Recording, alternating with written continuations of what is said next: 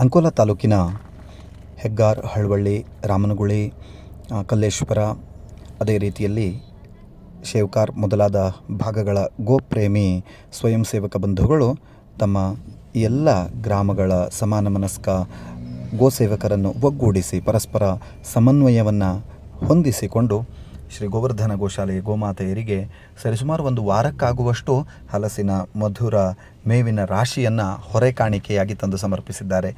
ಜೊತೆಗೆ ಅನೇಕ ಹೊರೆಗಳಷ್ಟು ಹಸಿಮೇವು, ಒಣಮೇವು, ಹಾಗೆ ವಿಶೇಷವಾಗಿ ಕೆಲವೊಂದಿಷ್ಟು ಹಿಂಡಿಯ ಚೀಲ ಇದೆಲ್ಲವನ್ನು ಕೂಡ ಸಂಗ್ರಹಿಸಿ ತಂದು ಸಮರ್ಪಿಸಿ ಆ ಮೂಲಕವಾಗಿ ಗೋಶಾಲೆಯ ಈ ಗೋಸೇವಾ ಮಹತ್ ಕಾರ್ಯದಲ್ಲಿ ಕೈ ಜೋಡಿಸಿದ್ದಾರೆ. ಇದು ನಿಜಕ್ಕೂ ಅತ್ಯಂತ ಪ್ರೇರಣಾದಾಯಿ ಸಂಗತಿಯೂ ಕೂಡ ಹೌದು. ಯಾಕೆಂದರೆ ಇದು ನಮ್ಮದ್ದು ಅಂತ ಭಾವಿಸಿದಾಗ ಇದೊಂದು ವಿಶಿಷ್ಟವಾದಂತಹ ತಪಸ್ಸು, ಅಧ್ಯಾತ್ಮ, ಇದುವೇ ಎಲ್ಲ. ಬಳಗಕ್ಕೆ ವಿಶೇಷವಾದಂತಹ ಅಭಿನಂದನೆಗಳು.